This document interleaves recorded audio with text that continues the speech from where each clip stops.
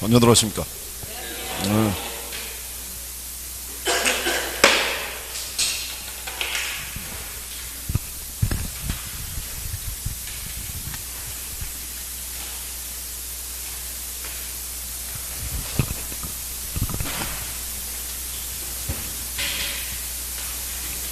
자, 뭐 휴가들은 잘 보내셨고요. 예.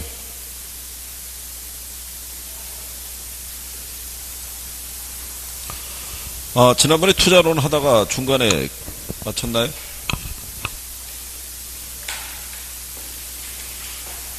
아니, 투자론 다 끝났나요?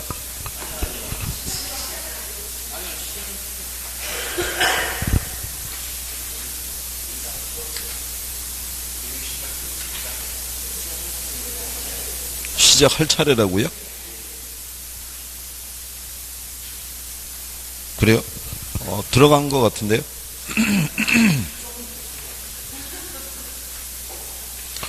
이거 들어가서 아마 현금 수지 계산하거나 아니면 투자 분석 기법을 갖거나 그러니까는 뭐 그랬을 것 같은데요. 네. 그랬다고요? 하나도 안 했다고요? 근데 그러면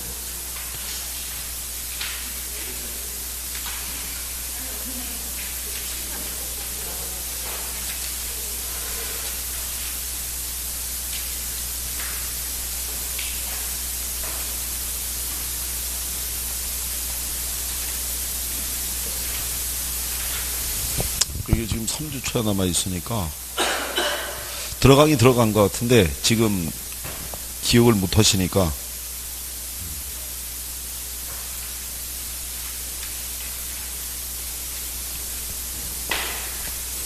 자, 일단 여기 184페이지 가보시고요. 여기 앞에 문제가 하나도 안 풀어져 있다고요? 예? 아니 근데 앞에 걸 풀었는데 지금 여러분들만 메모가 안 돼 있다고 그러시니까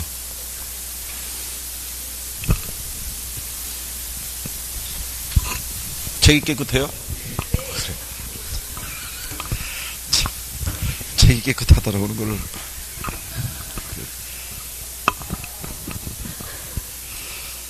자, 뭐 투자론부터 하죠. 뭐 그럼 168페이지 가셔서 투자의 위험하고 수익관계 보시면 투자에 관한 설명이다. 이제 다음 중 틀린 것 이렇게 구성이 되어 있어요.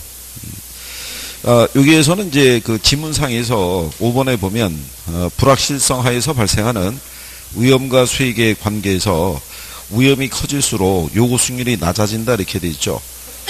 그러면 이제 이건 틀린 내용이 되는데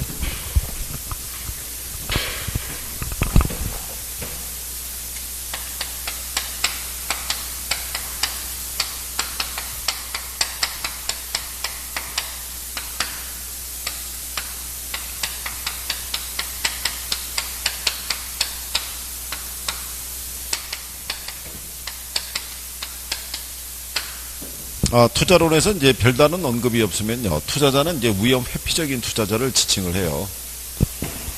그러면 이 위험 회피적인 투자자는요.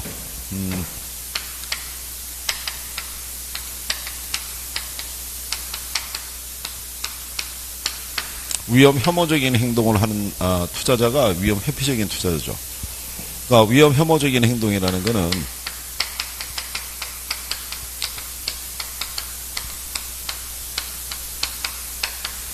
기대 수익률이 동일한 두 개의 투자 대안이 있으면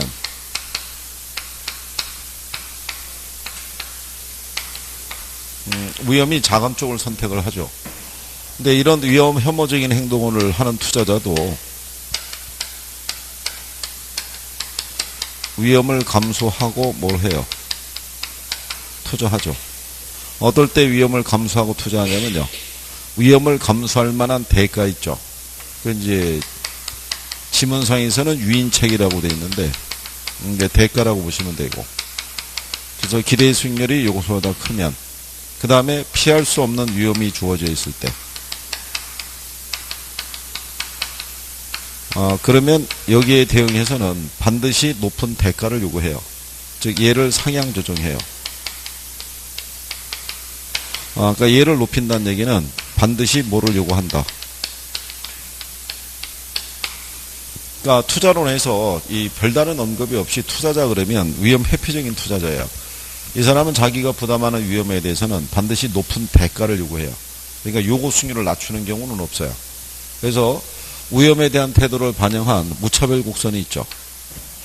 무차별 곡선에서 보면 수익률이고 위험이라고 그랬을 때 위험 중립형적인 투자자 있죠. 그 사람은 자기가 부담하는 위험에 대해서 높은 대가를 요구하진 않고요. 약간의 대가만 주어지더라도 만족을 해요. 그래서 이 사람의 무차별 곡선의 기울기는 완만하게 이루어지는데 위험 회피적인 투자자의 무차별 곡선은 자기가 부담하는 위험에 대해서 높은 대가를 요구를 해요. 그래서 기울기가 어떻게 돼요? 이게 가파르게 가죠. 그래서 이 경우가 이제 위험 회피형적인, 그죠? 여기는 이제 위험 선호적인, 여기는 이제 위험 중립적인.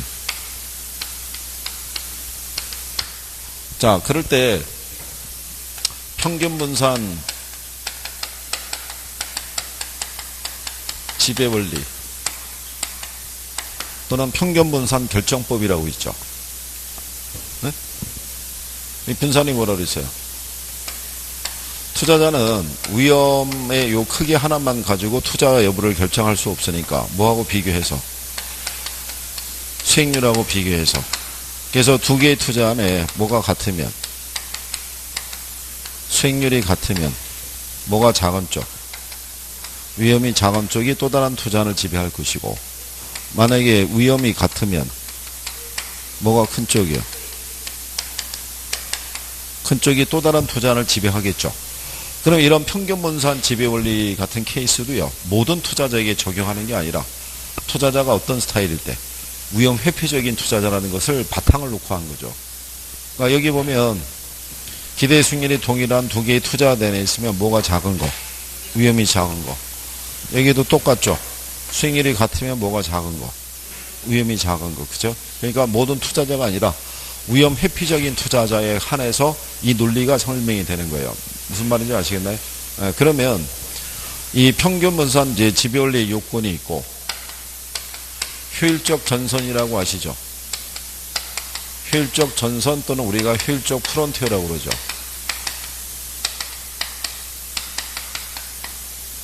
그렇죠? 얘는 무슨 조건을 충족시키는 것을 선택을 하는 거예요. 효율적 전선이라는 거는 여기 평균 분산 지배 원리 있죠. 이거를 충족시키는 투자안을 선택을 해서 연결한 선이 바로 뭐다? 그게 효율적 전선이에요. 그죠?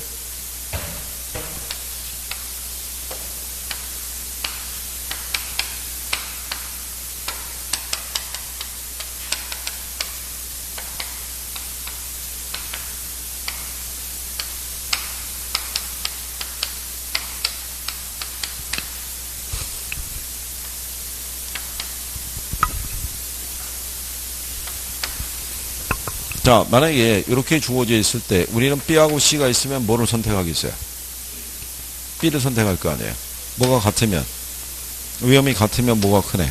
수익이 크네. 그럼 만약에 이렇게 쭉 해서요, 여기 이렇게 D가 있어요. 그럼 뭐를 선택해요? B를 선택할 거 아니에요. 동일한 수익률에서는 위험이 제일 작으네. 이 조건을 충족시킨 투자안을 선택한 거죠. 그렇죠? 걔를 선택해서 연결한 선이 바로 뭐? 효율적 전선이잖아요. 그죠? 얘는 왜 이 기울기가 우상향해요? 얘는. 이거 왜 기울기가 우상향하는 거예요? 요 주어진 요 위험에서는 그 이상의 수익을 얻을 수가 없잖아요. 이거보다 더 큰 수익을 얻으려고 그러면 더 큰 위험을 감수해야 되죠. 무슨 얘기인지 아시겠나요?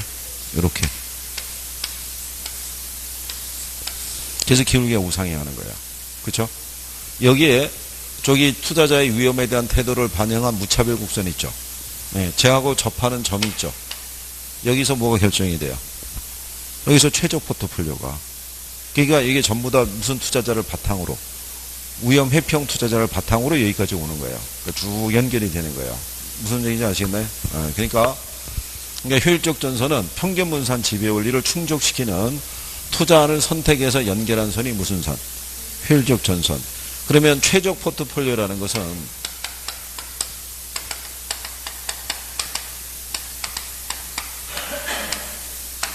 자, 위험에 대한 태도를 반영한 투자자 개인의 무슨 곡선하고 무차별 곡선과 평균 분산 지배 원리의 조건을 충족시키는 투자를 선택해서 연결한 효율적 전선이 있죠. 여기에 어디에서? 접점에서 최적의 포트폴리오가 발생하죠. 그러니까 이때 이 모든 과정에서는 위험 회평 투자자를 바탕에 놓고 이루어진 결과다라고 보시면 되죠. 이렇게. 그러니까 다 내용이 연결되어 있다고 볼 수 있죠. 그렇죠? 네, 앞에서부터 쭉 해갖고. 그러니까 그런 맥락으로 이제 정리를 해보시면 돼요. 그러니까 투자론에 나왔을 때 만약에 투자자의 어떤 부담하는 위험이 커질 때 요구 수익률을 낮춘다 그러면 틀려요. 요구 수익률은 반드시 어떻게 해야 돼요? 높아져야 된다고 생각하시면 돼요. 실전에도 그렇게 출제를 했으니까. 그래서 그렇게 정리해 보시면 되겠고요. 그 다음에 이제, 이번에 나온 거는 그냥 뭐 간단하게 부동산 투자의 장점으로 가장 적당하지 않은 거 그랬으니까 자본 회수의 장기성에 해당이 되겠죠. 장점이라고 볼 수는 없고 부동산 투자의 어떤 단점, 위험이라고도 얘기할 수 있죠. 그죠? 그 다음에 이제 지렛대 효과에 대한 거를 이제 물어봤죠. 요거는 이제 타인 자본을 지렛대로 활용을 하는 거죠. 그래서 이제 자기 자본 수익률의 어떤 이제 변화를 우리가 측정하는 게 지렛대 효과다라고 이제 보시면 되겠고. 그래서 이게 타인 자본을 사용했다고 그래가지고, 반드시 정의 지렛대 효과가 발생하는 건 아니죠. 부의 지렛대 효과, 부정적인 효과도 발생할 수 있다라고 보시면 되죠. 그래서 3번 지문처럼 타인 자본을 사용함으로써 자기 자본 수익률이 오히려 감소할 수 있고요. 경우에 따라서는 채무 불이행 위험 상황이 발생할 수도 있죠. 근데 타인 자본을 사용하지 않으면 지렛대 효과는 전혀 발생하지 않을 수도 있어요, 없어요? 이건 차입을 동반했을 때만 발생하는 거죠. 차입이 없으면 지렛대 효과도 없죠. 그러니까 얘는 금융위험하고 밀접한 연결이 돼 있는 거죠. 금융위험이라는 거는 내가 타인 자본을 조달했을 때 발생하잖아요. 상환에 대한 부담 때문에. 타인 자본을 조달하지 않으면 지렛대 효과도 없고 금융위험도 발생하지 않는다. 이렇게 생각하시면 되겠죠. 그죠? 네, 그죠? 그래서 5번에 보면 타인 자본을 사용하면 정의 지렛대 효과 또는 부의 지렛대 효과가 반드시 발생한다 그랬으니까 틀렸겠죠. 네, 발생할 수도 있고 뭐 그렇지 않죠. 중립적인 레버리지가 될 수도 있어요, 없어요? 뭐 전체 수익률에 아무런 변화가 없을 수도 있죠. 그래서 그런 내용으로 정리하시면 되겠고요. 그 다음에 이제 4번에 보면 부동산에 2억을 투자해서 1년간 4천만 원의 순수익이 발생했고요. 8천만 원은 지분으로 나머지는 연 10%의 이율로 투자했을 때 지분 수익률은 얼마가 되느냐를 물어봤죠. 그러면 8천만 원이 지분이란 얘기는 1억 2천은 돈을 빌렸다는 얘기죠.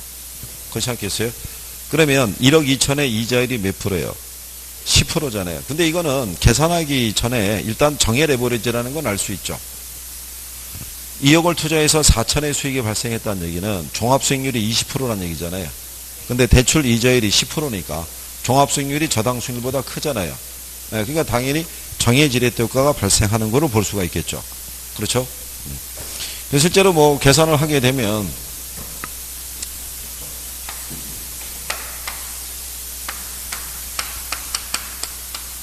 4천의 수익이고요.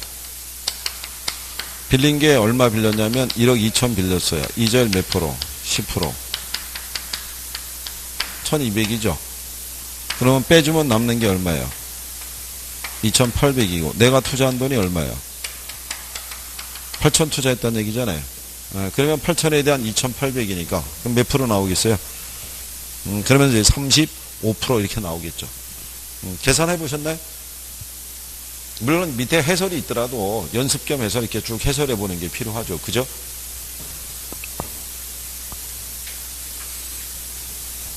뒤에 가시면 이제 5번에 대한 게 주어져 있죠.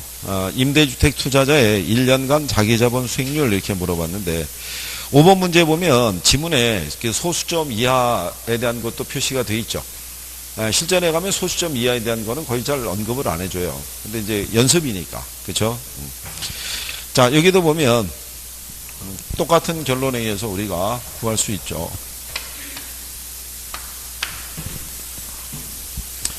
총 투자액은 1억 원이고요. 차입금이 6천, 자기 자본이 4천이고요. 그 다음에 이자율은 연 8%. 그 다음에 순 영업소득이 얼마라는 거예요? 800인데 1년간 임대주택의 가격 상승률이 3%니까 이것도 이제 수익에 포함을 해야겠죠. 그러면 1억에 3%면 300만 원이겠죠. 그러면 800에다가 300을 더하게 되면 얘가 얼마? 1100만 원 나오겠죠. 근데 빌린 게 얼마 빌렸어요? 6천을 빌렸고 내 지분은 얼마를 넣은 거야? 4천. 그쵸? 6천에 대한 이자율이 몇 프로? 8%. 그러면 480이죠.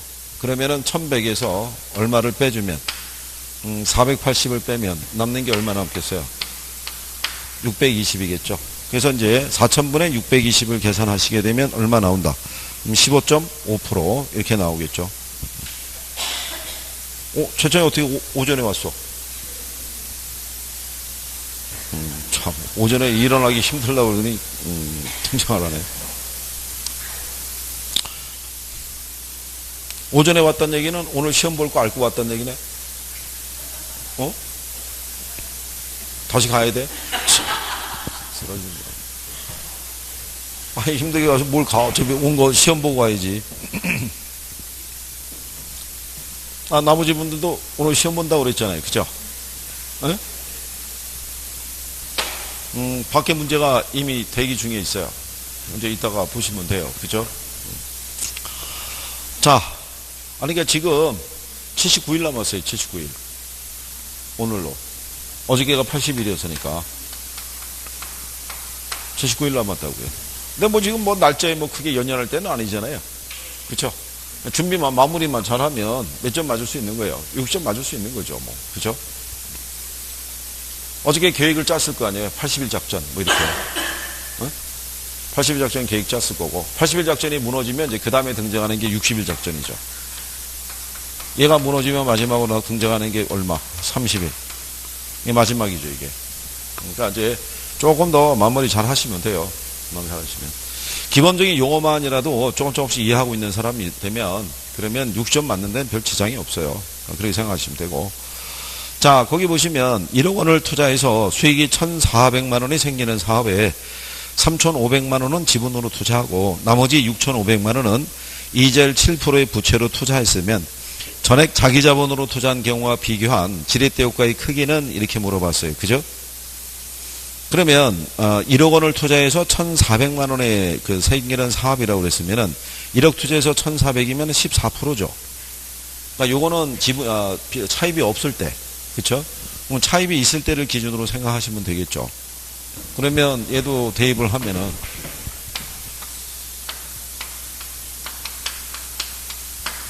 얘가 1,400만 원이고요. 그럼 차입을 했을 때 6,500만 원이 빌린 거죠. 6,500만 원에 대한 이자가 몇 프로로 빌린 거야? 7%. 그럼 이건 또 계산을 해야 된다는 얘기군요. 6,500에 이자율 7%면 얼마 나와요? 455만 원 나오겠죠. 그러면 여기에 남는 게 지분은 그러면 3,500을 투자했다는 얘기고요. 1,400에서 455만 원 빼게 되면은 545에다가 그러면 945만 원 나오겠네요. 그쵸? 이거 계산하면 몇 프로 나오겠어요? 27%가 나오겠죠. 그러면 원래는 몇 프로였는데 빌리지 않았을 때는 14%였으니까 차익이면 얼마겠어요? 13%포인트의 차이가 발생하겠죠. 이자율의 차이니까. 그쵸?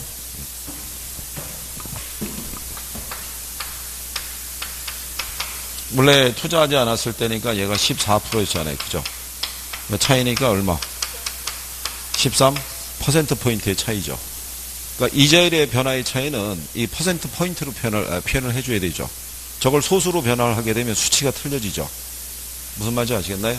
그래서 이렇게 해서 13%포인트의 차이가 발생했다라고 해서 답이 3번 이렇게 나오겠죠. 그러니까 자꾸 해보시면 느는데, 단 여기는 이걸 여기 와서 계산을 또 해야 되잖아요. 그냥 암산으로 안 나오죠. 이렇게는 배열을 안 해준다는 거예요. 왜 그러냐면 누누이 말씀드리지만 1분 안에 풀게끔 배열을 해주기 때문에 탁 나오면 암산으로 이렇게 배열이 가능하게끔 해주는 거예요. 기출은. 그러니까 이제 여기는 연습용이니까 이렇게 해서 한번 계산기 두들겨 봐라, 이제 이런 취지고, 실전에서 나오는 문제는 절대로 계산기를 갖다가 많이 활용하게끔은 안 해줘요. 그냥 간단하게 준다, 이렇게 생각하시면 돼요. 그러니까 몇 분 내에 풀 수 있다는 거예요. 40분 안에 풀 수 있게끔 줘요. 40분 안에. 그러니까 학계론에서는 용어만 정확하게 이해하시면 40분 안에 문제를 풀 수 있다라고 보시면 돼요. 그러니까 문제를 해독할 때 시간 많이 걸리는 거는 버려야 돼요. 네? 그러니까 이제 읽는 속도나 이런 게 좀 빨리 가져가시면 되죠. 자, 그럼 7번에 가시면 한 투자자가 어떤 사업용 빌딩을 작년에 1,000억에 구입했는데 금년에 그 가격이 1,100억이 되었다, 이런 얘기죠. 그리고 순영업소득이 150억이 발생했다면 1년 동안의 소득이득률과 자본이득률, 그 다음에 종합수익률을 각각 구하면 얼마가 되느냐, 이런 얘기죠. 그러면 소득이득률은 일단 몇 프로 나오겠어요? 1,000억 투자해서 150억이면 15%일 거 아니에요. 그렇겠죠. 그러면 소득이득률이 15%이내는 4번밖에 없어요. 그렇잖아요. 아니 뭐 계산을 할 게 아니라 그렇지 않겠어요? 그러면 자본이득률은 얼마겠어요? 1,000억 투자해서 1,100억이니까 10% 나올 거 아니에요. 그러면 종합수익률은 얼마겠어요? 15에다가 10을 더하면 25% 나오겠죠. 그러니까 답이 몇 번? 4번. 그렇죠? 그냥 이거는 암산으로 계산이 가능한 거잖아요. 뭐 따로 뭐 계산할 이유가 없는 거죠. 그러니까 그 다음에 이제 8번에 가시면 위험에 관한 설명이다, 틀린 거 이렇게 물어봤는데, 위험이라는 거는 뭐를 위험이라고 그랬어요? 위험은 예상 수익과 기대 수익, 실현 수익의 차이 있죠. 그게 뭐라고 그랬다? 위험. 그렇죠?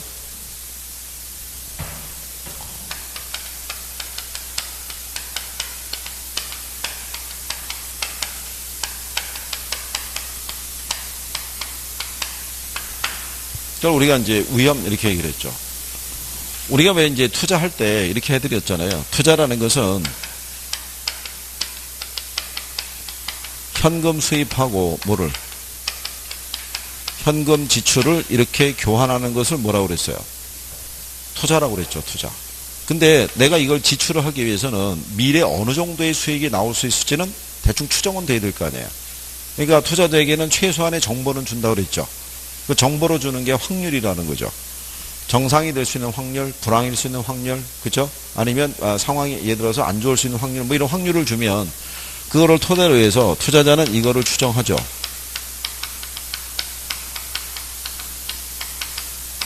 예상 수익률을. 이거를 투자자의 뭐하고 비교해서? 비교해서 최소한 얘보다 크거나 같으면 나는 위험을 감수하고 투자해보겠죠. 그럼 이 투자의 결과로 나오는 게 뭐예요? 이게 실현 수익률이고. 그럼 내가 예상했던 거하고 별 차이가 없을 수도 있는데 내가 예상했던 것보다 더 큰 수익이 나오거나 더 작은 수익이 나올 수가 있겠죠. 이 차이가 발생하는 걸 우리가 위험이라는 거죠. 그러면 이런 차이를 유발하게 되는 원인이 있다고 그랬죠. 그 원인이 뭐가 있겠어요? 뭐 그런 거죠.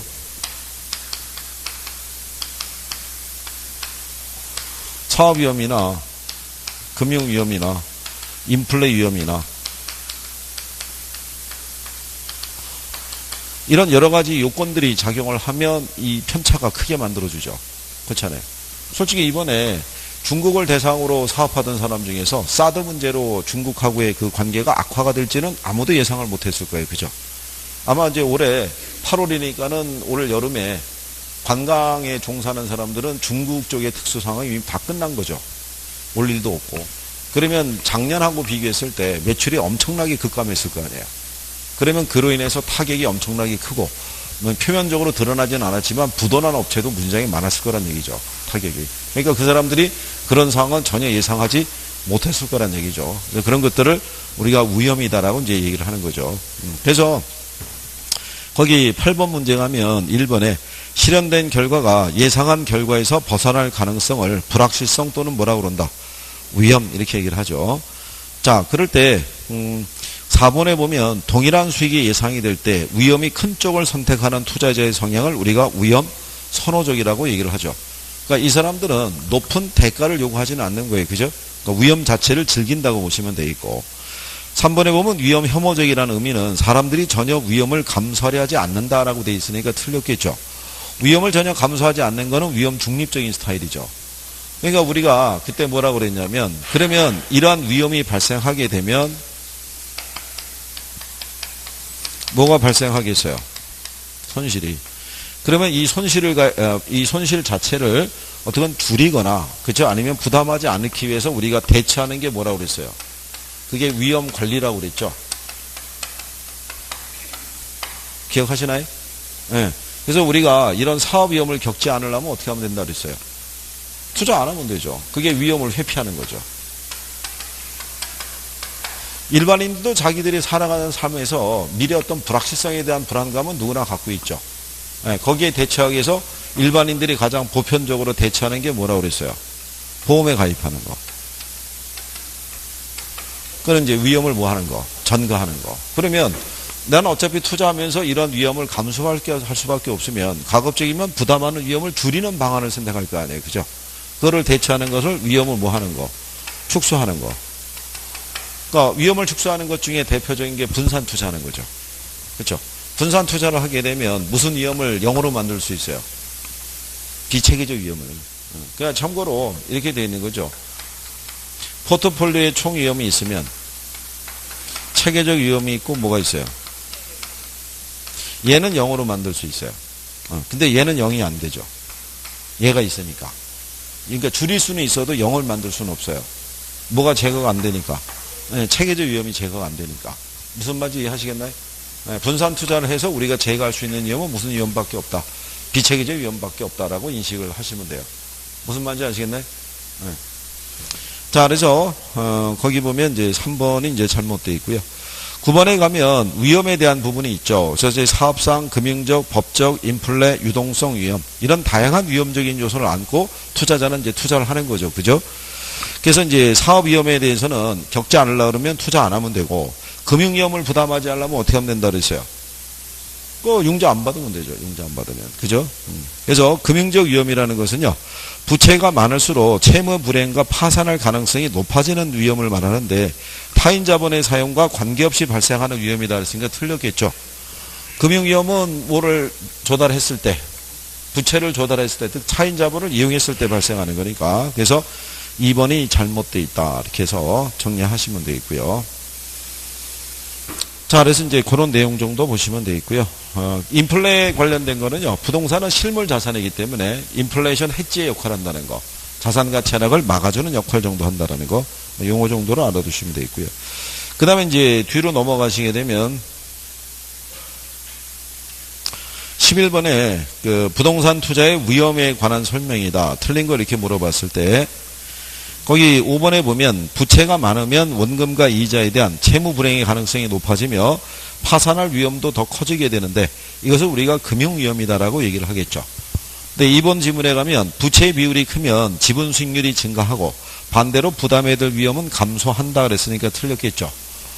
빌려 쓴 돈이 많게 되면요, 지분 수익률의 변동도 그만큼 커질 수 있어요. 근데 상환해야 될 부담에 대한 위험도 역시 커진다고 보시면 되겠죠. 그래서 2번에 대한 것이 잘못되어 있다. 이렇게 보시면 되겠고. 그 다음에 그 12번에 가면 투자자의 그 형태가 나와 있죠. 거기 보면은 2번에 위험 혐오적인 투자자들은 동일한 수익이 주어져 있을 때 위험이 적은 투자를 선택한다 그랬죠. 아까 우리가 이게 위험 혐오적인 행동이다. 뭐 이렇게 우리가 표현을 한 거죠. 그래서 1번에 보면 투자자의 위험에 대한 태도가 위험 혐오적일수록 요구하는 위험 할증률의 크기가 작다 그러면 틀리겠죠. 그러니까 얘네는 작다 나오면 틀리는 거예요. 무조건 커져야 되는 거예요. 무슨 말인지 아시겠네? 그러니까 그런 내용 정도 정확하게 용어로 이해하고 계시면 되죠. 자, 그래서 이제 그런 내용이고요. 그 다음에 여기 보면 위험을 축소시키는 방법 중에 보면요, 보수적인 예측에 의해서 기대 수익률을 갖다가 우리가 하향 조정하죠. 그렇죠? 위험을 줄이는 방법 중에 하나가. 그러면 얘를 그 하향 조정하는 이유는 우리가 위험과 수익의 상세 관계라고 배워봤죠. 위험과 수익의 상세 관계는 뭐를 얘기를 해요?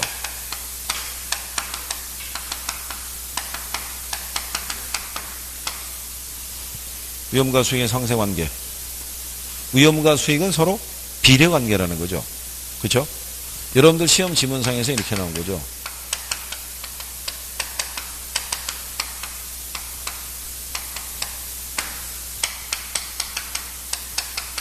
기대 수익률과 위험은 마이너스의 관계다 그러면 틀릴 거 아니에요. 얘네 무슨 관계야? 정의 관계죠. 비례한다는 얘기죠. 비례. 그죠? 그러면 얘를 하향 조정한다는 얘기는 투자 수익이 최대가 있고 중간이 있고 최소가 있으면 뭐를 선택한다는 거예요? 최소. 그럼 뭐가 작아지면? 수익이 작아지면 모두 작아지는 거예요. 위험도. 그러니까 위험을 줄이는 방안이 된다는 얘기죠. 무슨 말인지 하시겠어요? 네, 그게 이제 위험과 수익의 무슨 관계다? 상세 관계인 거예요. 그러니까 마이너스 관계를 하면 틀리겠죠. 그러니까 위험과 수익은 서로 무슨 관계다? 비례 관계다. 그래서 그걸 기억을 하시면 되죠. 그래서 이제 그 내용에 대한 것까지 여러분들이 정리를 해보신 거죠. 자, 그래서 거기 13번에 보시면 1번에 일반적으로 위험과 수익은 서로 무슨 관계에 있다? 비례 관계에 있다. 그래서 부담하는 위험이 크면 클수록 요구하는 수익률도 어떻게 된다? 커진다. 이렇게 보시면 되겠죠. 그리고 이제 무위험률에 대한 거는요, 순수한 어떤 이제 시간에 대한 대가를 얘기하는데 얘는 주로 일반 경제 상황하고 연관이 돼 있죠. 그렇죠? 예, 그래서 답은 이제 2번이 잘못되어 있고요. 그 다음에 이제 14번에 가시면 수익률 관계가 있어요.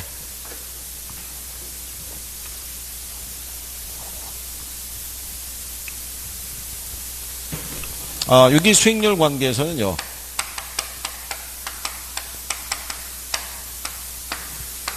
기대 수익률이 있고, 요구 수익률이 있고, 그 다음에 무슨 수익률이 있어요?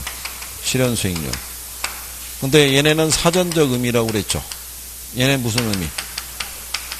얘네는 사후적인 거고, 이건 투자의 결과로 나타나는 것을 얘기를 하죠. 그래서 투자를 결정할 때는 얘하고의 둘만 비교하는 거죠. 얘하고는 관계가 있다 없다. 얘하고는 관계가 없다라고 얘기를 한 거예요. 그래서 얘네 둘을 비교했을 때 얘가 얘보다 크면 투자를 어떻게 해요? 기각하겠죠. 그럼 나중에 궁극적으로 뭐가 상승해서 기대도 상승해서 다시 균형 상태가 된다 그랬고, 반대로 얘가 얘보다 크면은 투자가 채택이 되겠죠. 그럼 이제 투자 수요가 증가하면서 가치는 상승하고 기대 수익률은 하락해서 다시 무슨 상태? 예, 균형 상태가 되는 것까지 정리가 되어 있으면 돼요. 무슨 말인지 하시겠나요? 예, 이제 여기까지가 정리가 되어 있으면 수익률 관계를 이제 요거 기본적인 거는 정리가 돼요. 가끔 얘네들이 지문으로 등장해요. 어떨 때 투자를 선택하고 어떨 때 기각하느냐 있죠. 한 줄씩 뚝뚝 들어와요. 그러니까 용어적으로 기억만 하고 계시면 돼요. 자, 그래서 이제 그런 내용이죠. 그래서 이제 14번에 가면 수익률에 대한 다음의 설명 중에서 틀린 거 이렇게 물어봤을 때 5번에 가면 이렇게 돼 있죠. 요구 수익률이 기대 수익률보다 크거나 같으면 투자를 채택하는 것이 타당하다 그랬으니까 틀렸겠죠.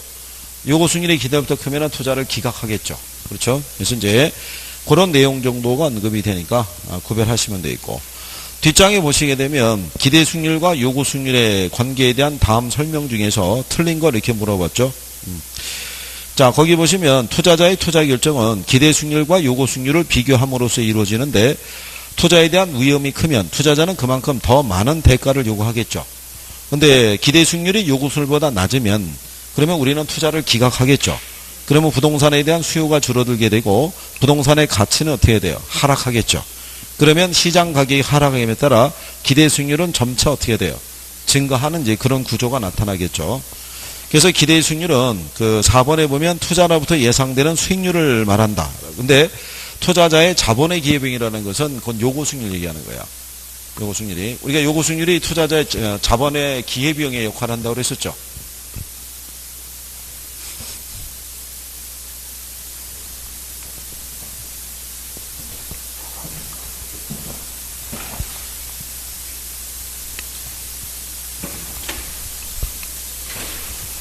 자, 우리가 이 부동산 가치는요,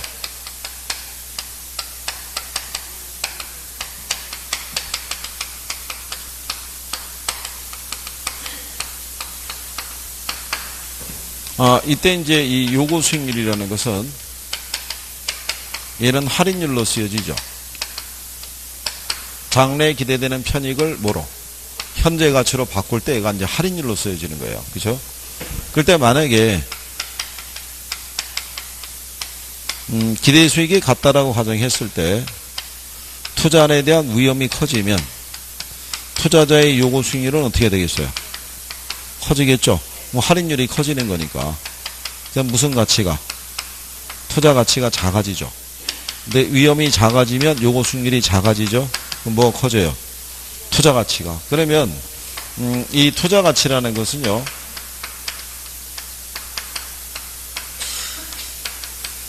투자로부터 예상되는 수익을 투자자의 뭐로? 이건 영구히 발생하는 수익이라고 이제 가정하겠죠. 그럴 때 A가 있고 B가 있어요. A가 수익이 1,000만 원, B도 수익이 1,000만 원. 얘는 할인율이 10%, 얘 할인율이 20%. 그럼 A는 투자 가치가 얼마가 되겠어요? 얘가 0.1이면 10배, 얼마? 1억.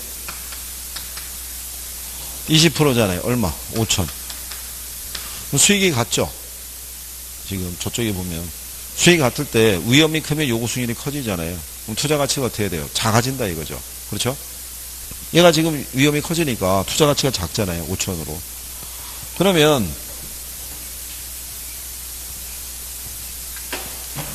예상 수익이 5천이고요. 투자자의 요구 수익률이 10%예요. 이때 투자 가치는 얼마가 있어요? 얘가 10%니까 얼마? 10배, 0.1이면. 그럼 얘가 얼마겠어요? 5. 예상 수익이 5천일 때 0.1이면 얘가 얼마? 5억 나올 거 아니에요. 그러니까 투자 가치가 얼마라는 거야? 이렇게 해서 5억을 구했다는 얘기잖아요. 근데 균형 상태에서는 요구 수익률하고 뭐하고 같아요? 기대 수익률하고 같아요. 그렇죠? 균형 상태에서는 투자 가치하고 무슨 가치가 같아요? 시장 가치가 같은 거예요. 균형 상태에서는. 그런데 시장에서의 변화로 인해서 위험이 커졌어요. 그래서 얘가 12%가 됐어요. 몇 프로가? 12%가. 그러면 요구 수익률이 기대 수익률보다 커진 거잖아요. 그렇죠? 네, 그러면 투자자가 봤을 때 이 투자 가치는 5억이 안 나오죠. 그렇잖아요. 왜냐하면 동일한 수익인데 할인율이 커지잖아요. 12%로. 그러면 당연히 투자 가치가 5억이 안 나오겠죠. 떨어지겠죠. 정확히 계산하면 4억 1,667만 원 나오는데 그냥 이해를 구하기 위해서 4억 나오는 거예요. 얼마? 4억. 그러면 투자 가치는 4억인데 시장 가치는 5억이잖아요. 조금 아까 균형 상태에서는. 그러면 지금은 이렇게 되겠죠. 그럼 여러분들이 보시면 요구 수익률이 뭐보다 커지면, 기대 수익률가 커지면 여기 있는 투자 가치가 시장 가치보다 작다고요. 그래서 두 개의 요건이 같다고 얘기해 주는 거예요. 무슨 말인지 아시겠나요? 그러면 이 부동산에 누가 투자하겠어요, 안 하겠어요? 이러면 투자를 기각할 거 아니에요. 그럼 이 부동산의 가치가 점점 떨어지겠죠. 그러면 얘가 나중에 얼마로 떨어지냐면 한 4억 정도로 떨어진다고 생각해 보세요. 근데 4억에 투자해서 얼마를 벌 수 있으면 5천의 수익을 내가 벌 수 있으면 기대 수익률이 몇 프로가 되겠어요? 12%가 되겠죠. 그럼 다시 균형으로 돌아가는 거죠. 그러니까 이 과정을 거치면서 되풀이 된다는 거예요. 무슨 말인지 아시겠나요? 그러니까 이제 그 과정인데 이런 과정까지는 나온다 안 나온다? 여기까지는 안 나와요. 안 나오고 우리가 이제 기억하는 거는 요구 수익률이 기대 수익보다 크면 투자를 뭘 한다? 기각을 한다. 그럼 나중에 부동산의 가치가 하락하면서 뭐가 상승한다. 기대 수익률이 상승하면서 다시 균형이 된다는 것도 있죠. 네, 그거만 이해하고 있으면 돼요. 무슨 말인지 아시겠죠? 네, 거기까지만. 자, 그래서 그 내용을 우리가 얘기를 하고요. 16번에서는 위험 수준과 요구 수익률의 관계를 설명하고 있다. 틀린 거 이렇게 물어봤을 때요. 거기 보면 3번에 그 위험 할증률은 시장 위험이나 개별 투자안의 위험에 따라 결정될 수는 있으나 위험에 대한 투자자의 태도하고는 관련이 없다 그랬으니까 틀렸겠죠. 투자에 따라서 위험에 대해서 요구하는 대가가 다 같아요, 틀려요? 틀리죠. 위험 선호적인 투자자는 높은 대가를 요구하지 않지만 위험 회피형 투자자는 높은 대가를 요구하잖아요. 그죠? 그러니까 그런 차이가 있다라는 것을 여러분들이 구별을 하시면 되겠죠. 그 다음에 옆에 17번에 가시게 되면 위험관리기법에 대한 다음 설명 중에서 틀린 것 그랬을 때 1번에 보면 이제 아까 우리가 그거 얘기한 거죠. 사업위험을 감수하지 않으려면 뭐 안 하면 된다. 사업 안 하면 된다. 그래갖고 투자자가 얻을 수 있는 수익률은 뭐밖에 없어요. 그건 무위험률밖에 없죠. 그렇잖아요.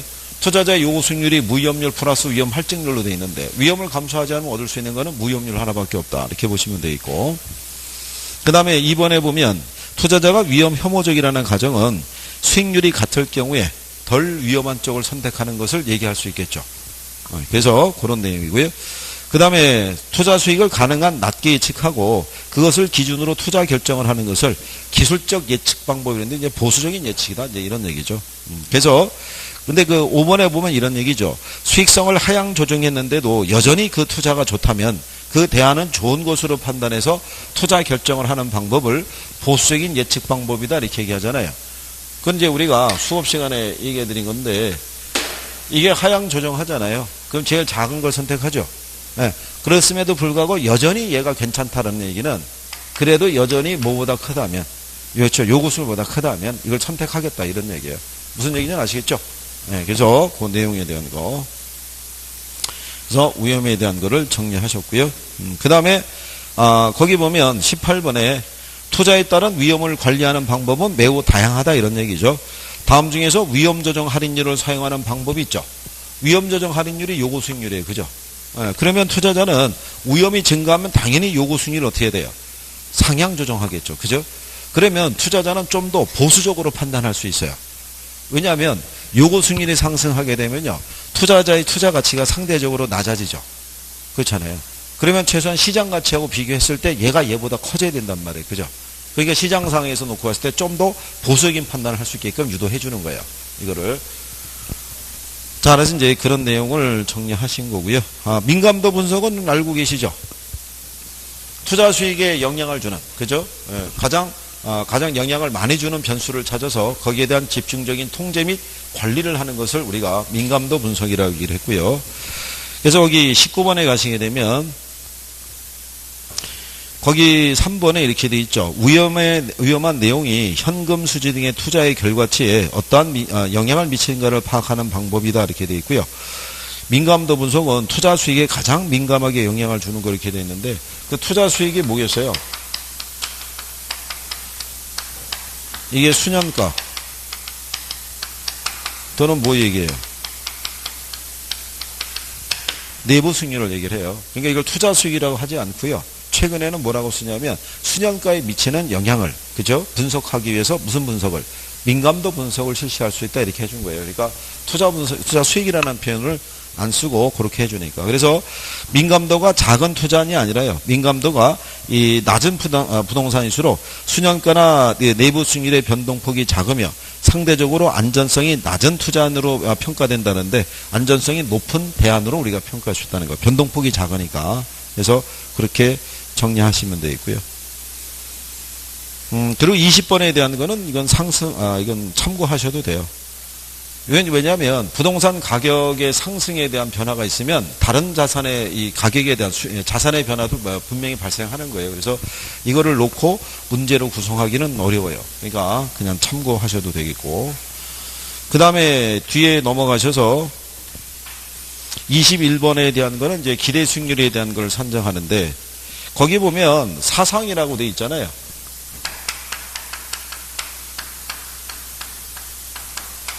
이거 이벤트라고 보는 거죠. 그러니까 미래 경제 환경에 대한 여러 가지 변화가 있죠. 변수. 그러니까 1, 2, 3 이렇게 놓는데 실전에 가면 사상 1, 2, 3으로 나온 적은 없어요. 주로 나오는 게 뭐냐면 불황, 정상, 호황, 비관적, 뭐 정상적, 낙관적 뭐 이렇게 구체적으로 표현을 해줘요. 그러니까 사상이라는 표현은 잘 안 써주고, 그러니까 이제 그렇게 주어졌을 때, 이렇게 주어지면 그냥 옆에 확률에다가 곱하시면 되죠. 예. 5천만 원에 대한 30%니까 1,500 나오겠죠. 7천에 대한 50%니까는 3,500. 8,500에 대한 20%면 한 1,700. 뭐 이렇게 나올 거 아니에요. 근데 이 대상에다가 5억을 투자한다는 거잖아요. 그러면 5억을 투자해서 그 세 개의 수익을 다 합한 게 얼마 나오겠어요? 6,700 나오죠. 그래서 계산하면 13.4%. 그러니까 이렇게는 배열을 안 해준다는 거예요. 암산으로 해서 그냥 이렇게 해서 이거 다 계산기 써야 되잖아요. 그렇잖아요. 그렇게는 안 해주고 그냥 쭉쭉쭉 암산으로 계산해서 그냥 분의 얼마 하면 몇 프로 이렇게 나오게끔 해줘야 돼요. 그래야지 배열이 맞는 거니까 그렇게 정리하시면 되겠고요. 자, 그래서 이제 그런 내용 정도로 보시면 되겠고요. 그 다음에 22번하고 24번에 대한 건 이제 투자 가치 구하는 개념인데요. 거기 보면 이제 국공채 실질 이자율이 연 15%고 위험 프리미엄이 3.5%라는 얘기는 두 개를 더해가지고 요구 수익률이 몇 프로란 얘기예요? 5%다 이런 얘기죠. 그러면 매년 3,780만 원씩 확정소득이 영구히 기대된다면 이런 얘기죠. 그러면서 조건도 돼 있어야 되죠. 예상 인플레이션은 연간 또 몇 프로여야 된다? 2%여야 된다. 이렇게 들어오면은 계산하기 힘들어지는 거예요. 그러니까는 이게 예전에 출제할 때는 인플레나 이런 것들은 다 변화가 없다라고 가정한다라고 주고 출제를 하는 거예요.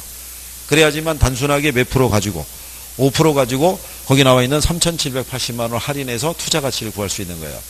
여기 인플레가 들어가 있으면 이제 학생들은 인플레만큼 더해야 되냐 빼야 되느냐 이거 갖고 또 고민하는 거예요.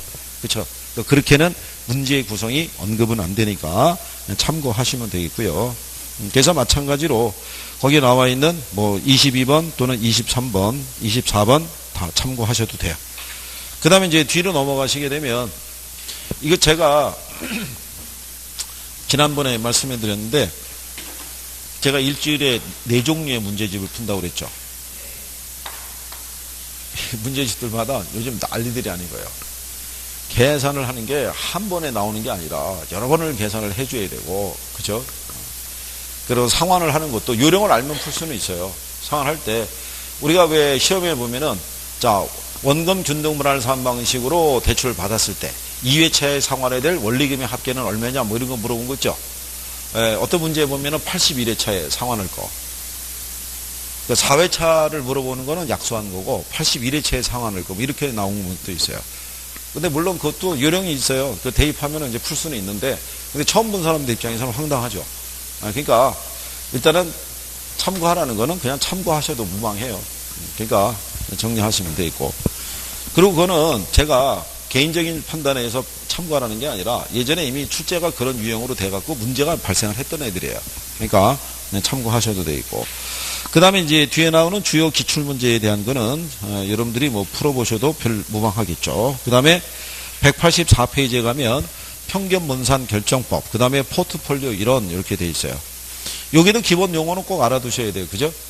그런지 한번 가만히 생각해 보시면 돼요. 평균 분산 결정법은 그렇다 치고 포트폴리오 이론에서는 우리가 뭐를 알면 포트폴리오에서 문제가 나왔을 때 풀 수 있겠어요.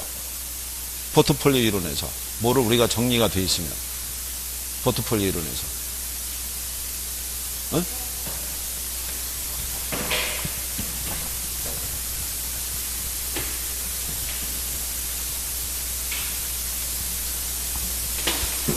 일단 포트폴리오 이론에서는요.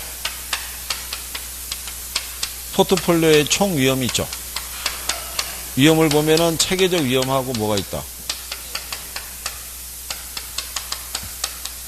여기서 우리가 제거할 수 있는 위험은 뭐? 얘만 제거할 수 있고 얘는 제거할 수 있다 없다. 제거할 수 없다. 그걸 얘기한 거죠. 그래서 여기 있는 총 위험이 있죠. 네, 얘는 재료로 만들 수는 없어요. 줄일 수는 있어요. 그렇죠.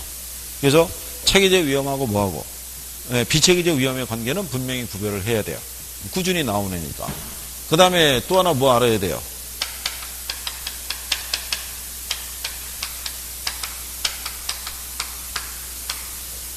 포트폴리오 효과를 알아야 돼요. 그럼 포트폴리오 효과를 알려고 그러면 상관계수의 의미도 알아야 돼요. 그렇죠. 상관계수는 마이너스 1에서부터 어디까지? 1까지 존재하는데 마이너스 1일 때가 위험분산 효과가 뭐가 돼요? 최대. 1일 때가 뭐가 된다? 최소. 그러면 요 사이에서는 위험분산 효과가 있어요, 없어요? 1만 아니면 위험분산 효과는 있는 거예요. 그죠? 그리고 만약에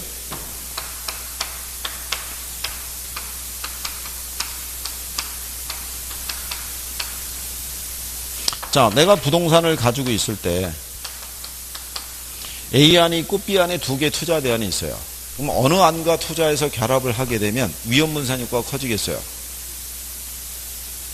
얘랑 결합할 때 상관계수가 작으니까 상관계수가 마이너스 쪽에 가까우면 가까울수록 위험과 수익의 움직임이 반대로 간다는 거예요. 무슨 말인지 아시겠죠? 숫자가 크면 클수록 움직임이 같은 방향으로 가는 거예요. 그러면 위험과 수익의 움직임이 같은 방향으로 움직이는 자산에 우리가 투자하면 분산 효과가 안 나타나겠죠. 무슨 말인지 아시겠어요? 그러면 이 부동산을 가만히 놓고 보게 되면 얘하고는 수익률의 움직임이 유사하다는 걸 알 수 있죠. 숫자가 크니까 얘에 비해서는 얘는 수익률의 움직임이 반대로 갈 거 아니에요. 상관계수의 수치가 작으니까. 무슨 말인지 아시겠나요? 네, 고기 정도까지 이해를 하시면 되고 그 다음에 아까 했던 거 최적 포트폴리오 있죠. 최적 포트폴리오는 어떻게 결정이 돼요? 위험에 대한 태도를 반영한 투자자 개인의 뭐하고 무차별 곡선과 평균 분산 결정법의 원리를 반영한 뭐 효율적 전선 얘들의 어디에서 이거를 답으로 유도한 거예요. 최근에 이걸 답으로 준 거예요. 올바른 거 고르라고 그랬을 때 최적 포트폴리오란 이렇게 출제하는 거예요. 그죠? 그 다음에 부동산 포트폴리오는 부동산은 지역성과 개별성이 강하죠. 그러면 부동산 포트폴리오를 구성하는 거는 쉬워요, 어려워요? 네? 부동산은 지역성과 개별성이 강하잖아요. 부동산 포트폴리오를 구성하는 거는 쉽다, 어렵다? 쉽다. 지역성과 개별성이 있으니까 분산효과가 클 거 아니에요. 논문으로도 나와 있는 거예요. 수도권에 부동산 투자할 거하고 지방에 투자해서 이렇게 나눠서 투자하면은 분산효과가 존재하는 걸로 논문 결과로도 나와 있는 거예요. 그죠? 그러니까 부동산 포트폴리오는 구성하는 게 쉬운 거예요. 그죠? 다만 포트폴리오 수익률을 계량하는 건 어려워요. 지역성과 개별성이 있어서 평균적인 수익률을 구하는 건 어렵다는 얘기예요. 다만 무슨 투자는 쉽다. 분산 투자는 쉽다 이거예요. 무슨 말인지 아시겠나요? 이런 정도를 내가 알고 있는지. 이 정도 알고 있으면 웬만한 거는 포트폴리오 이론에서 나오면 내가 풀어갈 수 있어요. 무슨 말인지 아시겠어요? 그래요. 잠깐 쉬었다가 포트폴리오 이론부터 하죠. 쉬었다 들어오십시오.